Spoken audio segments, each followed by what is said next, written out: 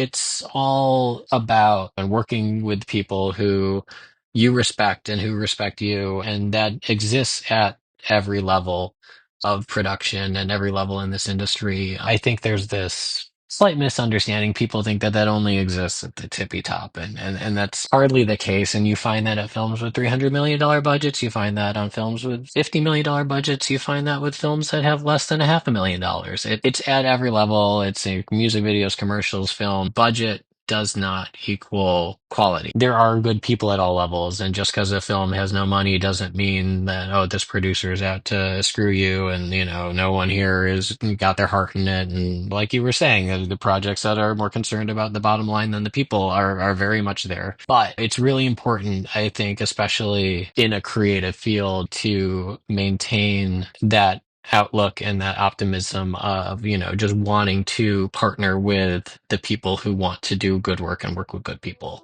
Welcome to Color and Coffee, a podcast that's focused on the craft of color and the artist behind it. I'm your host, Jason Bodak, and each episode we'll sit down with some of the most talented artists in the industry and have a casual chat from one artist to another. We'll share their stories, their insights, their tips, and of course, their beverage of choice. Whether you're a seasoned pro or just getting started, join us for some great color discussion. Sit back, grab your mug. You're listening to Color and Coffee. Hi, I'm Jason Bodak, and welcome to this episode of Color and Coffee. Today I have with you Matt Wallach from Company 3. He's graded such films as No Time to Die, Don't Look Up, and the recent Saltburn. Welcome to the show, Matt. Thanks for having me, Jason. Now, first and foremost, I have to ask you, what is, for the show, the most important question? What are you drinking today? It was a tough one this morning. This heat wave kind of caught me off guard, and I didn't have any cold brew in the fridge, so I ended up whipping up an espresso tonic this morning to enjoy and try and stay cool. What is an espresso tonic? It's exactly That's what a new one for it's me. it's exactly what it sounds like. It's just espresso and tonic water. It's a breakfast cocktail. That's a It really... it mixes a lot better than it sounds. The quinine and the espresso complement each other really well. You put in a little, orange peel or lemon peel, and you get a little tartness to it, and it's a nice, yeah, That is a feel, yeah. really interesting, It's a I think... very refreshing summer, easy drinking, sit outside kind of beverage. So for those that are unaware, we have a sudden heat wave in LA. I think we're going to break triple digits today. So I am lucky enough to be drinking my vanilla cold brew, which I'm on the second day of my breezy cold brew today. But I'm definitely going to have to try that espresso tonic. That sounds amazingly refreshing. Very much is. Yeah, excellent choice. So let's jump in. You have an incredible resume, and in fact, it's quite different than a lot of the people that we've talked to on the show. If I'm not mistaken, you originally started in Dailies, is that correct? I did, and before that, even camera department. Before I made the jump over, I was a DIT for a minute and fell in love with color there and got into dailies. But yeah, it's been a really kind of unconventional journey. Super interesting to kind of forge this path and get all the experiences that I had on the way to becoming a finishing colorist. Before I jump into my partial obsession with Saltburn and the reds in that film, I'd like to hear a little bit more about how you transitioned from a dailies to final colorist, and also how you got into dailies, because as far as I'm aware, that's a very sort of almost unicorn path, is it not? Yeah, it is very unusual, and I've always kind of, coming into the industry and through production, there's, kind of had the mentality of there's no right way, but lots of wrong ways to get something done. I came out of film school. I wanted to be a DP. Grading was not really a craft that was as widely known and was not nearly as accessible then as it is today. And so I came into the industry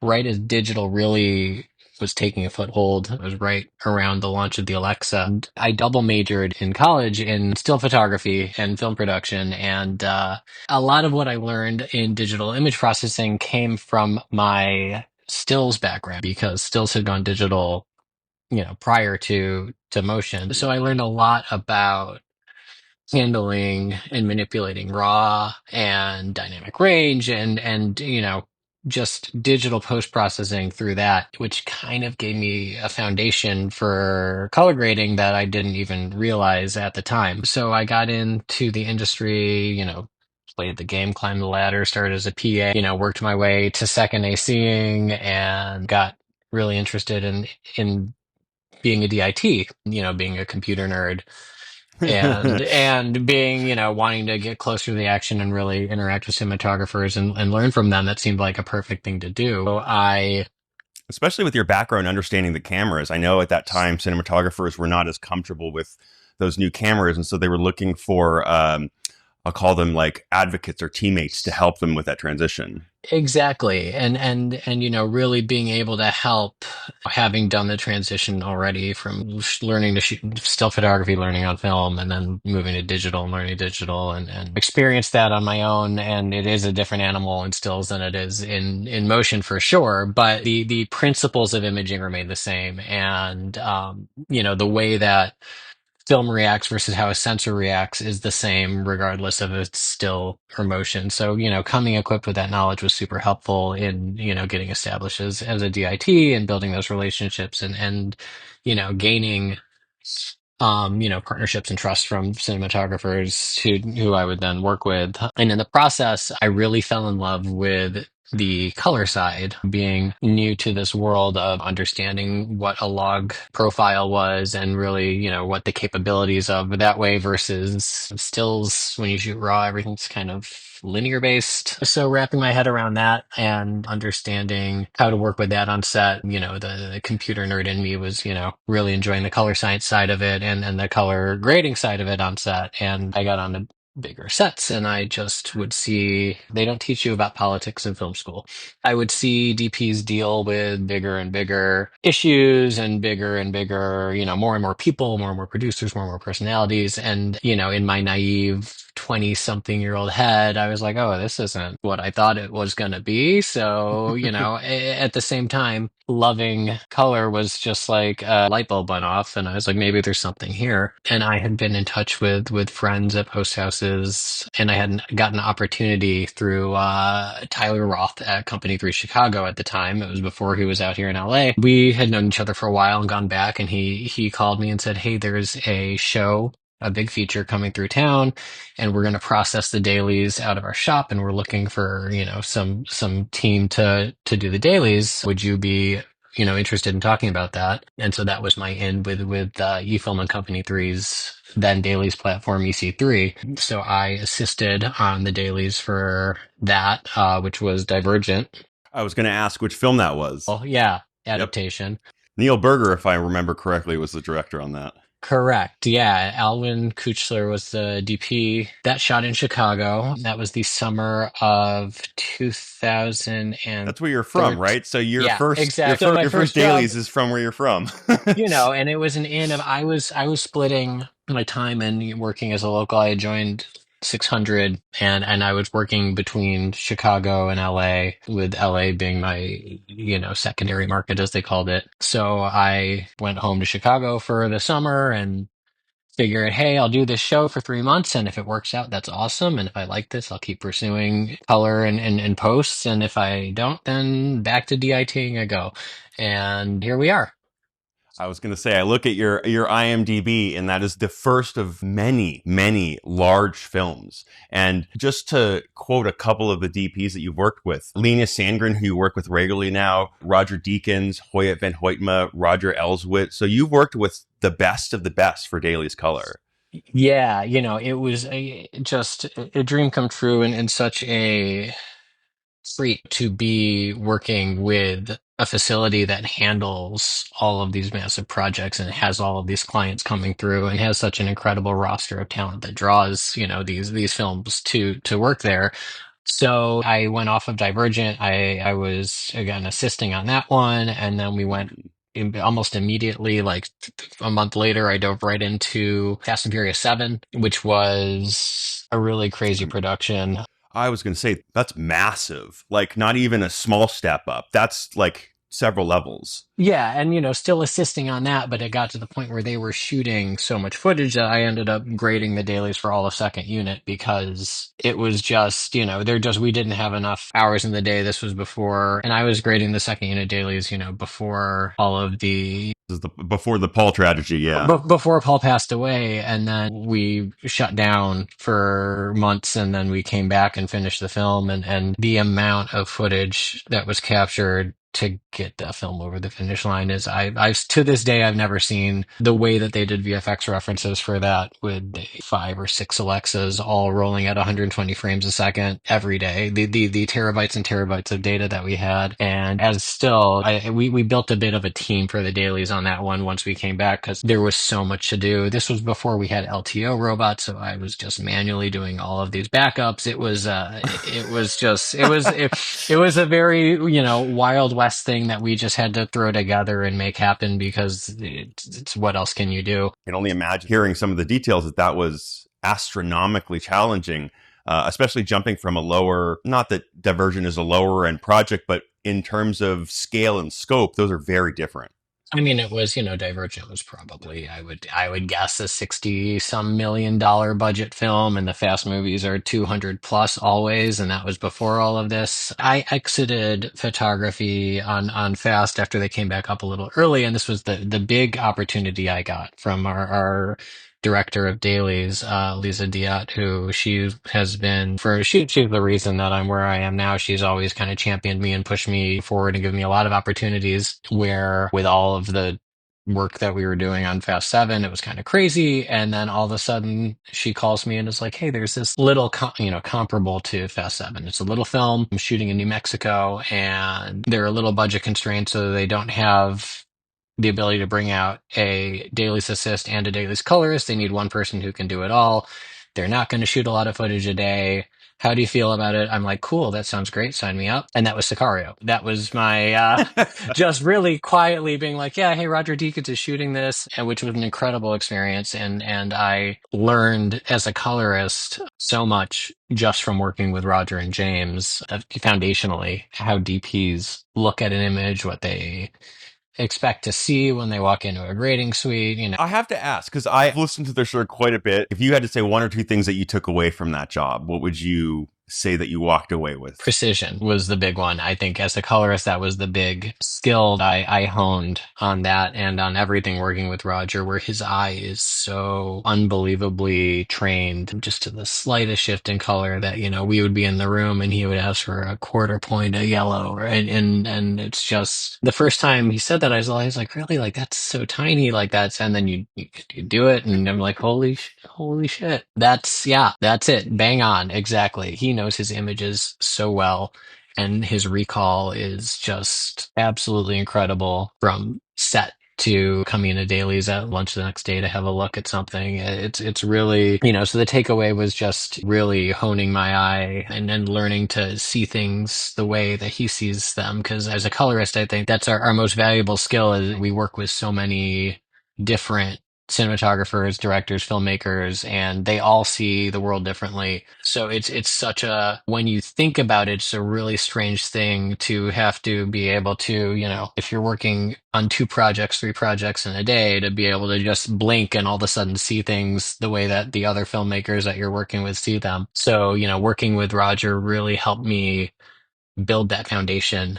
Here's a challenging question, because this is something that we spent our entire career doing, is this trying to learn this skill of being able to sort of understand our client, in this case the DP, because they're going to usually more technical than the director, and sort of work in sync with them. If you were to give people listening one tip in terms of trying to connect with a cinematographer and get more aligned with them in what you're describing, what could you suggest for people that are perhaps not feeling aligned with their client or DP and want to get more aligned? That's a tough one because I also find it depends so much on the capacity in which you're working with someone, in that it's so much harder to get on the same wavelength with a client when you're not in the same room. So in today's environment of doing all of these sessions remotely, or, doing a grade and submitting a render for review and putting on a frame IO and getting notes and trying to interpret that is so much more difficult than having someone sitting there in the room with you. And, the ability to interpret things is so much easier and so much faster and so much less frustrating for everybody to just have that instantaneous response. So I really deeply value being in the same space as your client if that's possible. And I know that not everybody can do that, but even if you're in the same city and grading in your office, or you don't have a proper grading base set up and you're grading from home, meet with your client lunch or a coffee or something before the job and just feel each other out and get on the same page. Because if you can't do that in the room naturally, like you're really missing something in the creative process. So I think that real human connection is such a overlooked part of what we do. I'm working on a grade right now, and it's hard to read between the comments on Frame.io and Hmm. see what does their face look like, or what does the mouth look like, or how is their twisting. The essentially reading the room is what it is. So that's an incredible tip: is try to get in person at all if you can, if you're having problems with that. We've all been in a position where you're like, cool, we're good, like everyone seems happy. You send out your render, you get notes back. You make some, you go, okay, these are reasonable. You make some adjustments, and then you send it out again. You get more notes, and 4 or 5 revisions later, you're just kind of like going nuts because you're like, that if everyone was in the room with you, you would have had all of this done in 15 minutes. Yeah, you would have had a And then, conversation and be like, yeah. what's the deal? Yeah, exactly. And instead of that, now it's a 3-day thing between wrangling everybody and everybody giving their notes and sending feedback and you sending out another version, and it can be frustrating. So I think that physical presence is has become undervalued. That's really, really an important tip. I think that's an awesome one, especially is to try and lean back on the in-person experience if you're having any problems at all. I think a lot of us have quickly gone to remote and at a loss to some of the experience, the client experience, I'll call it. Even if that's just like, if the closest you can get is like hopping on a FaceTime and talking about it. Like there's so much to be gained from that.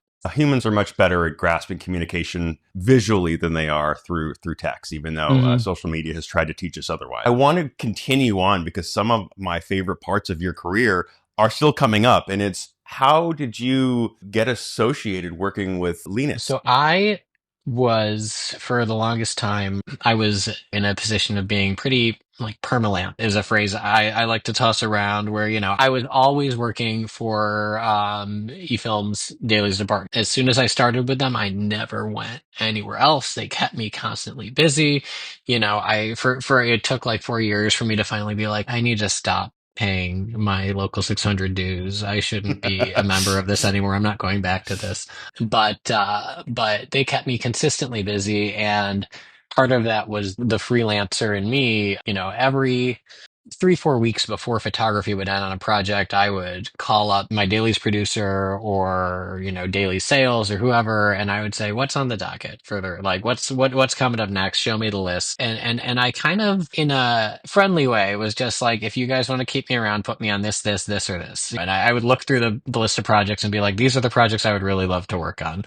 So one of those one year was Joy, the David O. Russell film. Big fan of David O. Russell's filmography. Really, this was following American Hustle, and I loved American Hustle. And I said I would love to do this one. I love his films. I had never met Linus before this, but I knew that Linus had shot Hustle, and I thought that it looked gorgeous. And yeah, so I got onto Joy, had a meeting, and a lot of films, sometimes will, before photography starts, when the DP comes in for camera tests and sits down with the DI colorist, depending on film jobs, especially because it's a bit of a different animal. As colorist, I would go and just kind of sit in and be a fly on the wall on the camera tests, just to kind of understand what was going on before we kind of dove into photography, because you're not getting CDLs. You just got to guess. You got the show lot, and everything else is up to you. That's okay. That's interesting. You know what? It's so funny because I'm just not used to that grading style. Yeah, so I love film. I love, still to this day, I film dailies are some of the most fun I've ever had, because every morning is like Christmas morning. You're the first person to see the footage. You're just like, you turn the stills over to the DP, and it's just super exciting because you're like, look what you did yesterday. Look how gorgeous this is, because everyone only has like an idea of what they Because they've shot. been It's very, watching on yeah, the video monitor, but yeah, they've they've never got the really video. seen what it looks They've got like. the video tap, The so they tap, just have excuse this me. this nebulous concept of what was captured yesterday. So to be able to present that is really fun. It's a very cool, and there's a reference to it that you don't get with digital, because everyone's like, oh, this is what we got here. So this is, we got the LUT and we got the CDLs, and this is what we're seeing on set. So it It's is boring. comparatively, it is. It's there's less risk. It's less surprising. I can see how you describe it as Christmas morning. It's sort of like opening up a gift every day. Yeah, exactly. And so on Joy, it was 20 to 40,000 feet of Christmas presents every day. It was a lot of film. And it was a really tough job. We did some really beautiful stuff, and Linus and I just hit it off really well after sitting in on those camera tests, and then we did some dailies tests, and we were off to the races. But we had a really kind of unique approach to grading the dailies on Joy, where we started with a black and white grade and then we resaturated, because Linus and David were very inspired by older black and white films. So Okay. Linus was like, let's try and nail the contrast, and then we'll do, let's do the luminance, and then we'll do the chroma. And that was kind of how we did the dailies for that whole show, which we haven't done since. It was just for that one, because that was just how, it was just an interesting way to look at it. It was kind of an experiment all the way through. So we hit it off on that one, and we got really into a rhythm of a system where, because it's film, I would kind of do a pass. Linus would give me some vague notes sometimes, or other times he'd be like, let me know, where do you think this should go? So he gave me a lot of freedom with the grade to kind of try and figure out where things should land. And we would go back and forth. I'd send him stills, I'd upload them, and he had at this time, this was in a world before the iPad Pro. So he had an iPad with a viewing app that we had calibrated with a probe that we sent out with him.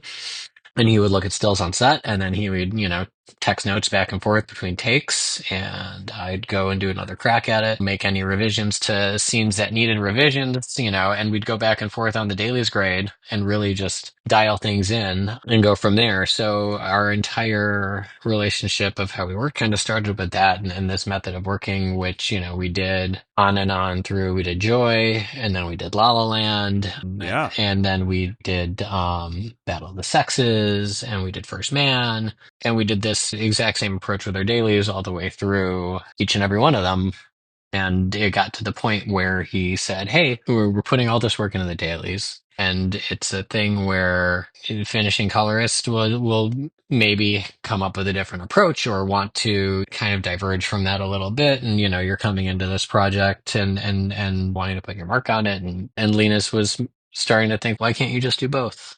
Why can't you also do the finish? We can do the dailies, and we can use the CDLs as our, we put so much effort into them that we don't want to throw them away. So let's use them as our starting point, and kind of dailies are kind of pre-DI, and, we adjust things as needed as the scenes cut together, and go from there. And we talked about this for a long time, and we got to think, we tried to make it happen on Battle of the Sexes, actually, but I did not have enough credits in finishing. The studio was not super comfortable. I was untested, unproven, and I totally understood that. But that lit a fire under my butt to really start making time to do more finishing projects, because I had been so deep in dailies that I just, like, I was traveling. I was all over the world doing dailies, and here back in LA, I was working crazy hours, and just I didn't have time to do stuff. So I started taking on trying to figure out with the team at eFilm and stuff. I was like, I really want to push into finishing. And the ask from Linus on Battle of Sexes really helped with my ability to get our team behind me, and help me kind of build the credits that I needed to be able to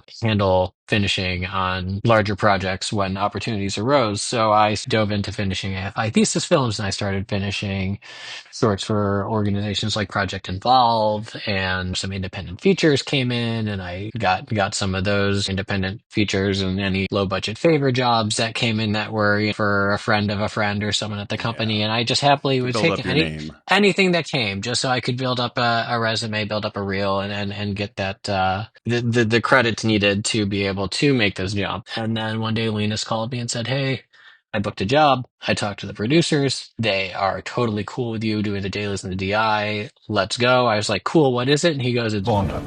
James Bond. so here we are.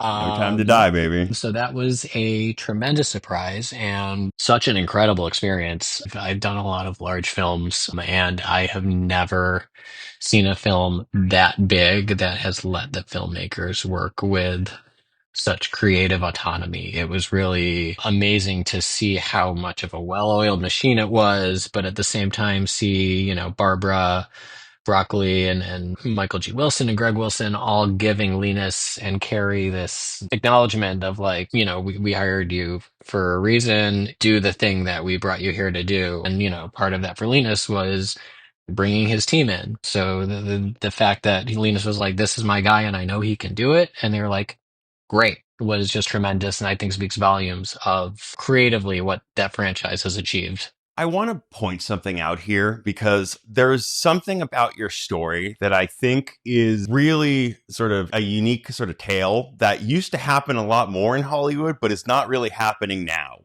And it's that you have come up through your career because others that have seen your work have liked it, have said, I want to work with him. They have continued to like work with you. And then they have advocated for you when they have moved along. I don't necessarily see that as common now. It almost feels like every production is a new bridge that is being built from scratch. And I feel like what you've described is sort of like the old Hollywood where DPs continue or directors continue to work with DPs. DPs had their teams. And this goes through all other departments too, where there was I don't know, maybe an unofficial network. And when they started to move up, they brought their team with them. And I do feel like that fell apart a little bit. What are your thoughts on that? This all, to me, there are certain DPs, and I think a lot of the, like you're saying, old Hollywood, a lot of the crew that has been around for a while and the creatives who have been around the block, they've got their crew, they've got their team. When any of the big names shoot their movies, they call their guys and their guys call their guys, and the gang gets back together, and and that is, I think, in modern production, it feels a little, I don't know if lost is the word, but it does feel like that tradition has kind of petered out a little bit, and feels like it kind of all came with the death of film to me. And in talking about working with film, when you work with film, and I noticed this on set because I did a bit of loading also in my early camera days. There's a almost a reverence among the entire crew when a production shoots on 1635, 6570 even. The larger the format, the more respect it seems to get. But on set, yeah, there's just this, it's a different environment because you can't just go again and go again and go again and reload and, pop a new mag in and in 5 seconds you're ready to shoot again. The culture surrounding digital is different and the expectations have shifted because of it. And I think part of that is because of you don't have this magical roll of celluloid that you every night just cross your fingers and hope that it looks okay when you see it the next day. With digital, it's there and and it's quick and you turn it over and you keep moving. And I think that has kind of caused a significant culture shift in the industry and embracing the new technologies around it. And there's a lot of great that has come from it, from a technological side, obviously, putting cameras in places that you could never have dreamed of putting cameras before, and all sorts of innovations surrounding it. But there is something to be said for the pace being a little reduced when you're shooting on film, that the crew, everyone's moving at, and just the understanding that this is a craft and it takes time and it takes attention and energy, and everyone has to just be focused and you can't phone it in when you're shooting on film. And I think that's part of it, is when you're shooting on film and you know that it requires so much of your energy and attention, you have to surround yourself with the people who are capable of giving it that energy and attention. So I think a part of it is I've been fortunate to work with a lot of film, and I've also been fortunate to come up with a lot of cinematographers who came up working that way and who continue to work that way with digital. But that is not the common way to work nowadays. As in production, everyone's still, you've got your crew and it's still crazy on set that everyone is still going to try and get their people on board. But there's something to be said about how the culture shifted as we moved into digital capture. I think that there's a little bit, and I don't have anything obviously to prove this, sort of how you describe it's a sort of undescribable nature. There's a little bit of a film magic, if I'm going to call it that.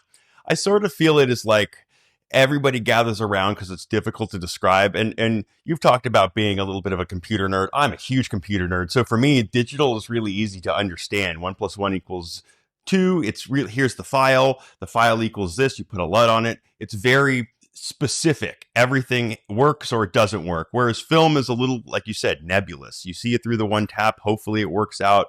And I'm sort of hoping that we can get a little bit back. You mentioned DPs that came up in the film age and still treat digital sort of like film. I love productions that do that and people that sort of act like that in that mentality, because we see productions be less specific about, I don't really care where my talent is coming from. It can be in LA or New York or India or who cares, which is the exact opposite of what you're talking about, which is I have a really specific team because I trust them and I don't need to watch or manage them, as opposed to I don't really care where my talent is as long as it's cheap and affordable and it fits on the bill. It's this sort of mix in the middle of where do we fit? As you know, you work with all sorts of clients, and you have the dream clients. You have the ones who you get along with, and then you also see eye to eye creative who also just do beautiful work. And so I'm very, very fortunate to have that and that kind of collaborator in quite a few clients, really. And it's just, it's a really fantastic and a very privileged place to be. I know as an artist to be able to have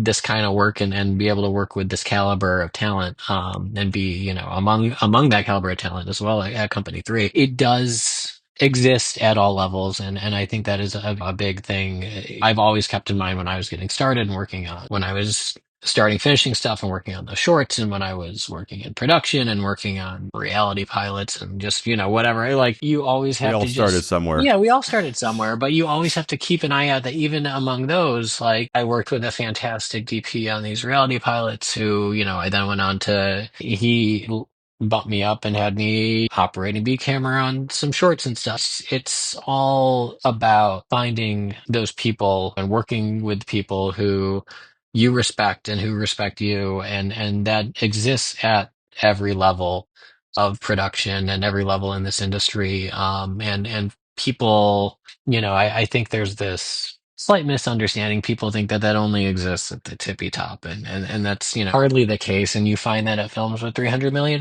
budgets. You find that on films with $50 million budgets. You find that with films that have less than $500,000. It's at every level. Its budget does not equal quality. Obviously, everyone needs to make a living, but there are good people at all levels. And just because a film has no money doesn't mean that, oh, this producer is out to screw you, and, no one here is got their heart in it. And those people exist, and it's unfortunate, and they exist in our industry and every industry. But like you were saying, the projects that are more concerned about the bottom line than the people are very much there. But it's really important, I think, especially in a creative field, to maintain that outlook and that optimism of, just wanting to partner with the people who want to do good work and work with good people. And you need to seek it out. It's not just going to come to you. You have to put out the work and put out in not a catch-22 kind of way, but just always putting your best foot forward and always representing yourself and never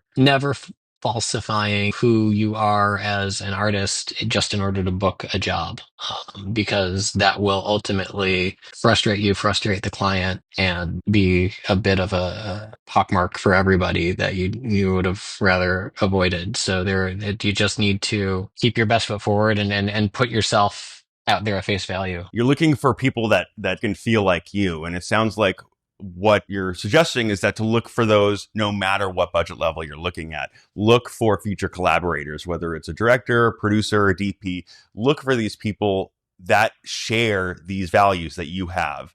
And eventually they may work themselves up. Maybe they're not currently at the higher budget level now, but somebody has to work their way up to the higher budget levels in the future. If you look at where a lot of these films came from, obviously Roger Deakins has been working at this level for a while, but the director of Saltburn, she's brand new. This is her second film. Yeah, Emerald Fennell. Emerald Fennell. So obviously talent comes literally bursting through the door like all the time.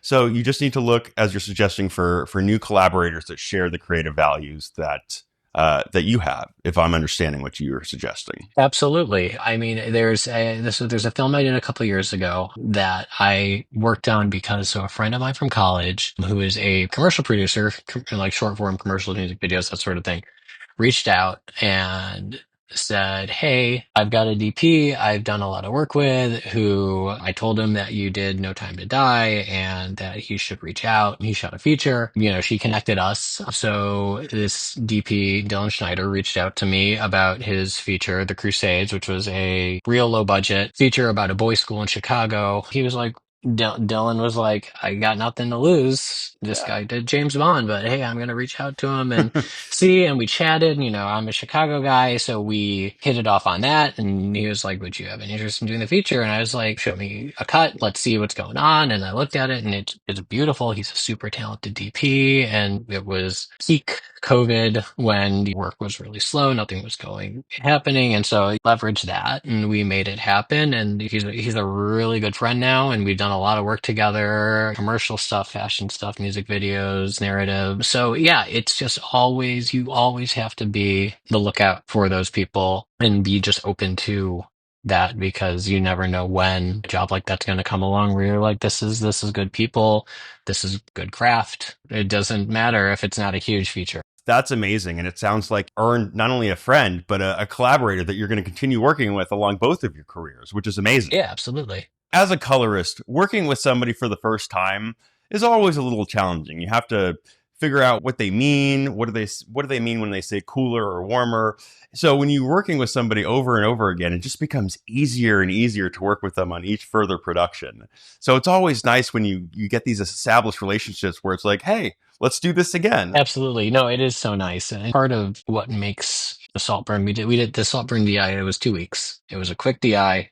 It was real easy, but Linus and I have worked together for 10 years now. So we have the shorthand, and Saltburn was the first one where I actually was not able to have a hand in the dailies because that started filming as we were in DI on Babylon. So I was finishing Babylon here in LA. Saltburn had started shooting in London. So I had been in contact with the Dailies colorist over at Company 3 London, Deutsch and Margevsky, who has done a lot of dailies for Linus when he shot stuff over there. I was on Blade Runner when Linus shot Nutcracker. So Deutschen did the dailies on Nutcracker out there. And Deutschen also, there's a film we have coming up next year that we're going to be in DI in the summer, but they filmed this past summer, and Deutschen also handled all the dailies on that. So Deutschen and Linus have had a relationship, and Deutschen also understands how Linus likes to work. And so I was in touch with Deutschen and in touch with Linus, and we had just a shared stills album that we were just all able to access. So I was supervising dailies remotely, but Deutschen was the boots on the ground who was handling everything. And so on Saltburn, we still ran it the way that we run it with Linus's dailies because they put so much work into that. So Deutschen's CDLs are, Node 1 and everything else we're building on top of. And there's a couple scenes that we had to completely re-engineer for the sake of just making the color work the way that we wanted it to. And obviously some stuff to rebalance in context. But again, we were able to work so quickly because Linus... You guys are speaking the same language already. Yeah, and Linus just knows exactly what he's after when he's exposing his film. Deutsch and Linus are on the same page, and then we get in the room, and we're all on the same page and ready to go. So it's a quick DI because we're able at this point to just be decisive, and everyone understands the image before we start the finish. A couple questions about Saltburn. I do want to point out that is why these 2-week DIs work. A lot of people hear things, oh, it's a 7-day DI, 10-day DI, 2-week DI.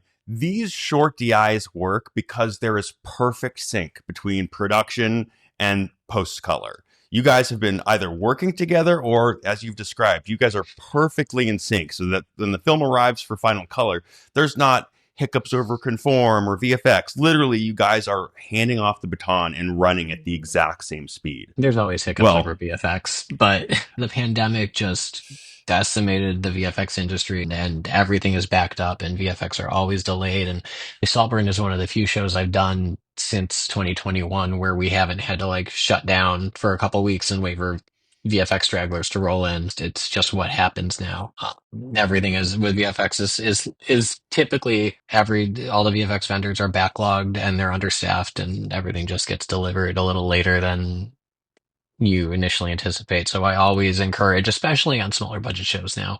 Sorry to get sidetracked, but I always encourage like no, this is let's important. wait for VFX before we start DI because it's always going to take them longer than you think it is. Minor sidetrack, but I think that's really interesting.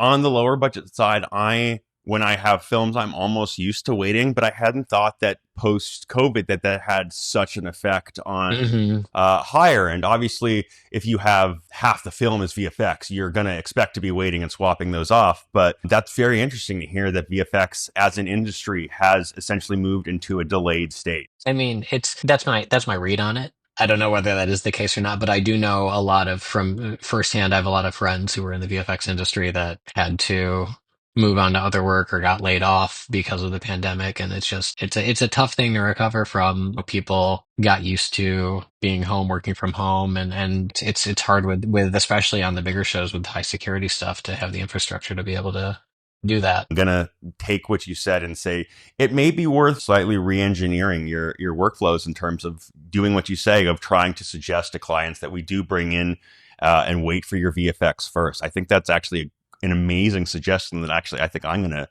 do for my workflows until the VFX industry can sort of even itself out a little bit. That's a great suggestion for everybody who's been having their productions thrown off by VFX a little bit more than they have in the past couple of years, because I certainly have. I have to ask you a couple questions about Saltburn and really sort of film in general, because Hmm. I'm sure myself and a lot of people are listening. We've maybe graded film, I don't know, a couple of times, but you're in it all the time. So the question that I want to ask you is, if you were to compare sort of film and digital, how would you really compare these when you're grading them? Like the feel of grading them. Digital obviously is out of the box. It's kind of more neutral and just there for all of the reasons of being able to monitor it, having a DIT, of having looking at it through your LUT, knowing where your exposure is landing. So from a exposure standpoint, digital is usually just it's there and it's good and it's much more straightforward. Film. It's more fun. All of the like the intangibles. You have the organic nature of it and the physical processing and if the bath is a slightly different temperature one day than the next day, that's going to affect exposure. And if you're shooting on different stocks, you have to balance the contrast and saturation between the 250D and 500T. And are you doing push processing or pull processing? Does the film have an inherent slight tint to it from push or pull processing at the lab that you have to balance out? It's not that you wrestle with film more to get it into place, but it takes a little more wrangling than just looking at it and being like, oh, I'm just gonna compensate for the ND filter and then I can put a little creative grade on here and boom, digital, you're done. There's a little more brain engagement that goes into grading film that kind of ties into what I was saying earlier just about the slowing down and the reverence and that mentality shift that you have to take for film where you have to be more thoughtful about it and you can't just be like, I graded take one, ripple the grade across every take in your dailies and then just check and make sure there's no exposure shift and be like, these are all consistent, we're good, where all of a sudden they reload the camera and the next roll of films from a different batch and it's a little more magenta, so you take the magenta out, but now your shadows are a little more green. You have to compensate for that. And so there's just so much more thought that has to go into film and that makes it so much more enjoyable for me. And it just I don't know, the way that my eye works, and I think this is why, one of the reasons that Linus and I get on so well is just it's so much easier. Like you just get to a point with film where you're like, oh, the old mantra of just balance for the skin tones is from the is absolutely color grading 101, but like when you get the skin tones nailed, you're like, I get it now. Film just captures skin so beautifully, and there's something about it that digital can't ever get. No matter how lovely of a print emulation LUT you have, or whatever color science you're doing under the hood, the organic nature, the stacked RGB layers of film do capture light in such a way that skin looks incredible compared to digital. When you're working with film, what type of color management are you using? Because you are still doing both for SDR and HDR. Correct. So the way that I've always worked and that we work at eFilm Company 3, and I would imagine many of the bigger post houses, because of the workflows just required in finishing shows the scale that we work on. We work in camera native color space. I prefer to. I mean, we do ACES shows. There are shows that do ACES that are, a lot of very VFX driven shows will do an ACES pipeline, but I prefer to work camera native color space. And then we have a show LUT that handles it's our output transform, it's our display transform, it's everything all in one. Got And it. that Okay. way we have a Rec 709 version that's used for dailies that goes to set, and a digital production. So the Got DIT it. can monitor with it on set. Editorial has it baked into their dailies.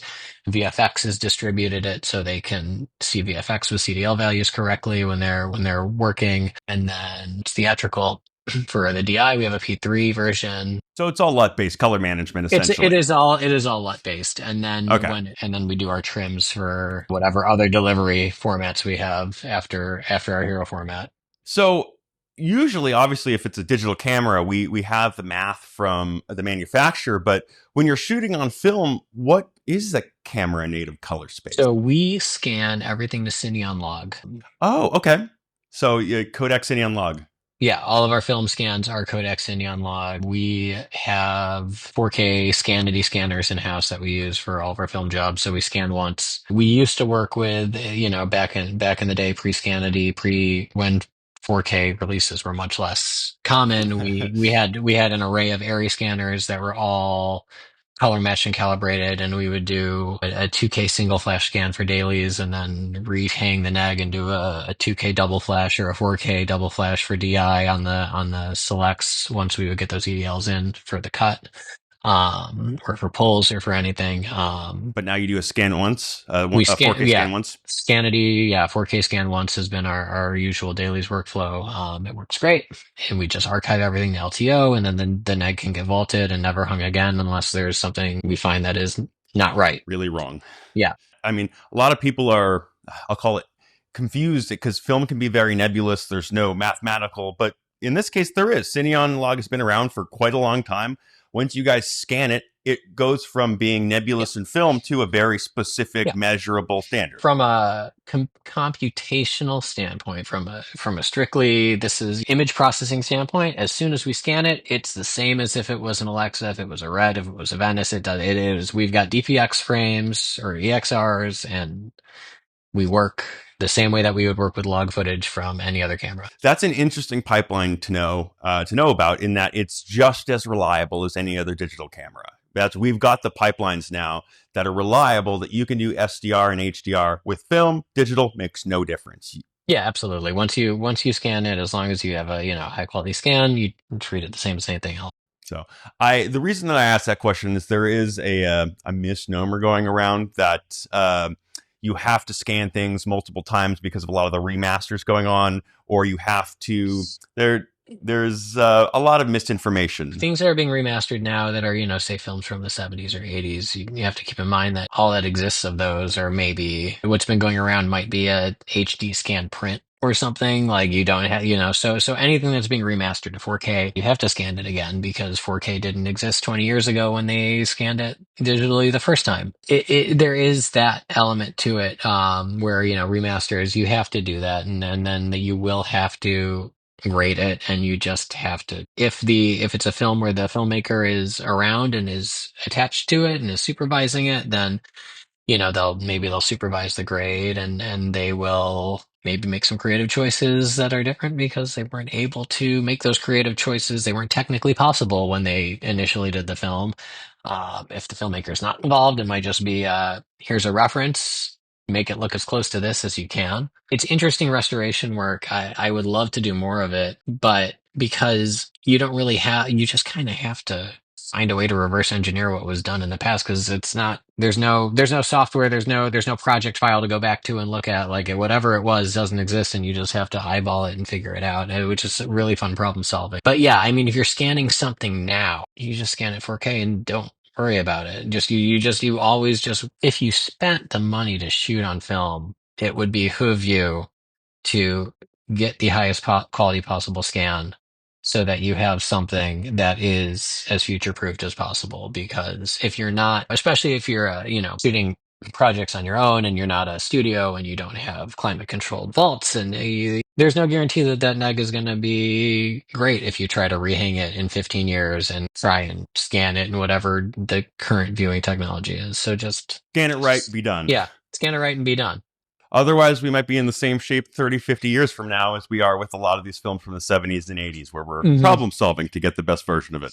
Absolutely. And I mean, still 30, 50 years from now, I'm sure that, colorists then are gonna be facing the same problems though and being like, what's Resolve gonna look like in 30 years? You're not gonna be, you're always, restoration work is so interesting because you're always kind of reinventing the wheel. Yeah.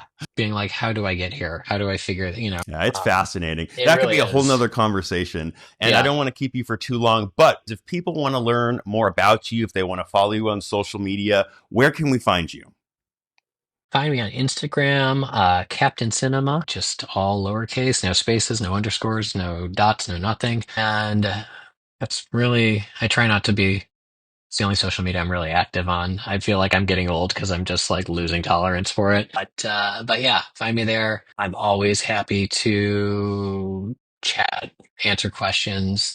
I think the most important thing is there are no stupid questions, especially when it comes to color grading. Like you have to what you were saying earlier about, working with clients for the first time and figuring out what they mean when they say they want it warm or they want it cold, or like you have to interpret that and figure it out. And sometimes you have to be like, what do you mean? Which is, when you think about it, it's a stupid question, but it's, it's not, because everyone has a different interpretation of what anything is. Color's such a subjective thing. So if anybody has questions about color grading, I'm always happy to talk shop, and there are no stupid questions. Fantastic. Well, I will have all of Matt's links in the show notes. Thank you so much for coming on the show. I've been Jason Bodak for Color and Coffee, and we will see you guys in the next episode. Happy grading, everybody. Thanks for having me. And that's a wrap. Be sure to follow us on Instagram, YouTube, and your podcast app of choice. Search for @Color&Coffee or @Color&Coffee Podcast and join the conversation. If you're using Spotify or Apple Podcast, please leave a review. Huge thanks to FSI and Pixel Tools for sponsoring the show. Until the next episode,